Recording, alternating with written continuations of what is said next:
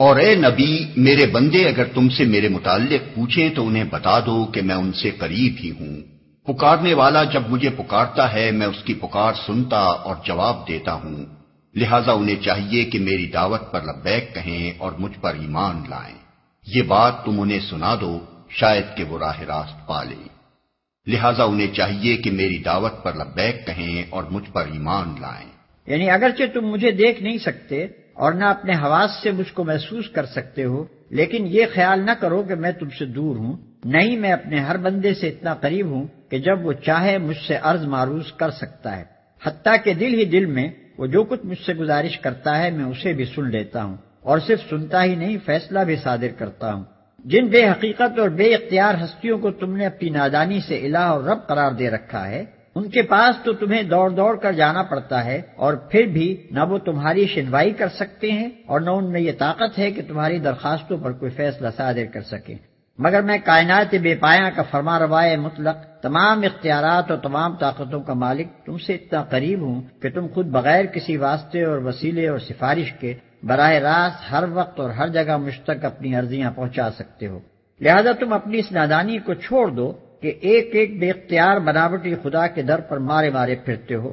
میں جو دعوت تمہیں دے رہا ہوں اس پر لبیک کہہ کر میرا دامن پکڑ لو، میری طرف رجوع کرو، مجھ پر بھروسہ کرو اور میری بندگی و اطاعت میں آ جاؤ۔ یہ بات تم انہیں سنا دو، شاید کہ وہ راہ راست پا لیں۔ یعنی تمہارے ذریعے سے یہ حقیقت حال معلوم کر کے ان کی آنکھیں کھل جائیں اور وہ اس صحیح رویے کی طرف آ جائیں جس میں ان کی اپنی ہی بھلائی ہے۔ اور تم لوگ نہ تو آپس میں ایک دوسرے کے مال ناروا طریقے سے کھاؤ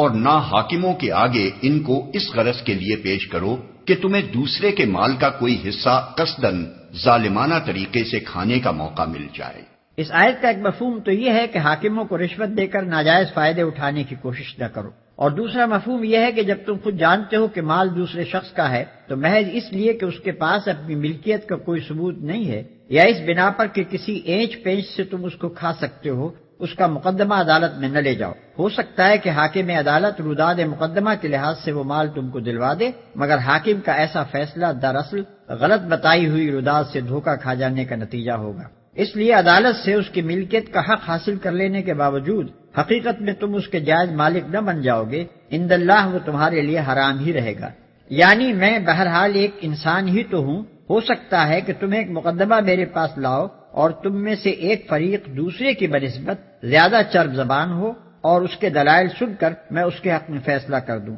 مگر یہ سمجھ لو کہ اگر اس طرح اپنے کسی بھائی کے حق میں سے کوئی چیز تم نے میرے فیصلے کے ذریعے سے حاصل کی تو دراصل تم دوزخ کا ایک ٹکڑا حاصل کرو گے۔ لوگ تم سے چاند کی گھٹتی بڑھتی صورتوں کے متعلق پوچھتے ہیں، کہو یہ لوگوں کے لیے تاریخوں کی تعیین کی اور حج کی علامتیں ہیں۔ نیز ان سے کہو یہ کوئی نیکی کا کام نہیں ہے کہ تم اپنے گھروں میں پیچھے کی طرف سے داخل ہوتے ہو، نیکی تو اصل میں یہ ہے کہ آدمی اللہ کی ناراضی سے بچے، لہذا تم اپنے گھروں میں دروازے ہی سے آیا کرو، البتہ اللہ سے ڈرتے رہو، شاید کہ تمہیں فلاح نصیب ہو جائے۔ یہ لوگوں کے لیے تاریخوں کی تعیین کی اور حج کی علامتیں ہیں۔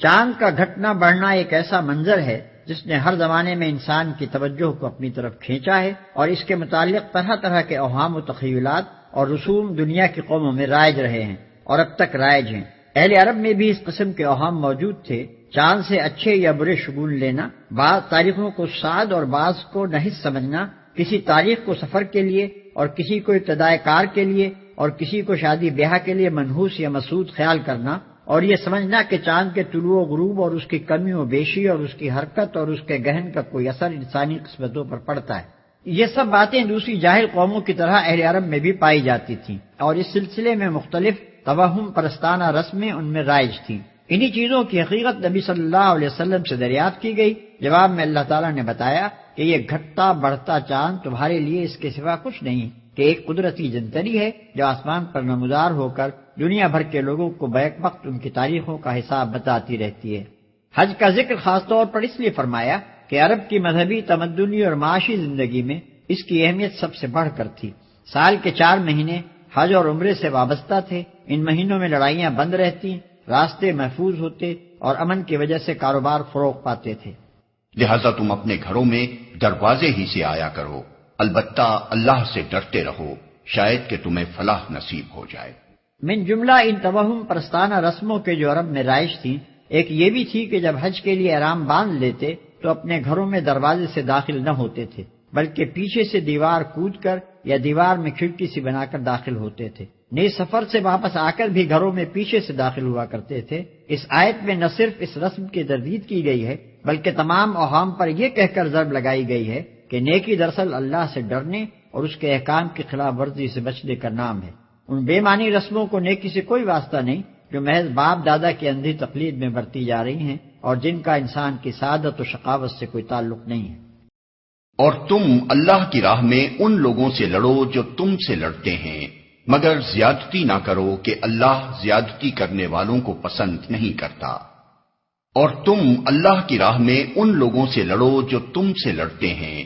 یعنی جو لوگ خدا کے کام میں تمہارا راستہ روکتے ہیں اور اس بنا پر تمہارے دشمن بن گئے ہیں کہ تم خدا کی ہدایت کے مطابق نظام زندگی کی اصلاح کرنا چاہتے ہو اور اس اصلاحی کام کی مزاحمت میں جبر و ظلم کی طاقتیں استعمال کر رہے ہیں، ان سے جنگ کرو۔ اس سے پہلے جب تک مسلمان کمزور اور منتشر تھے ان کو صرف تبلیغ کا حکم تھا اور مخالفین کے ظلم و ستم پر صبر کرنے کی ہدایت کی جاتی تھی۔ اب مدینے میں ان کی چھوٹی سی شہری ریاست بن جانے کے بعد پہلی مرتبہ حکم دیا جا رہا ہے کہ جو لوگ اس دعوت اصلاح کی راہ میں مسلح مزاحمت کرتے ہیں ان کو تلوار کا جواب تلوار سے دو۔ اس کے بعد ہی جنگ بدر پیش آئی اور لڑائیوں کا سلسلہ شروع ہو گیا۔ مگر زیادتی نہ کرو کہ اللہ زیادتی کرنے والوں کو پسند نہیں کرتا۔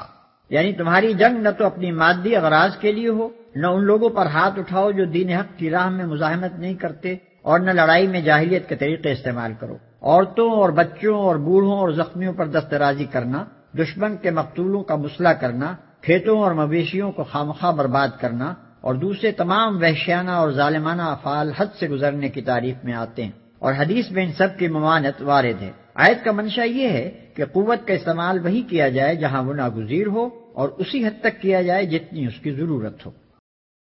ان سے لڑو جہاں بھی تمہارا ان سے مقابلہ پیش آئے، اور انہیں نکالو جہاں سے انہوں نے تم کو نکالا ہے، اس لیے کہ قتل اگرچہ برا ہے مگر فتنہ اس سے بھی زیادہ برا ہے۔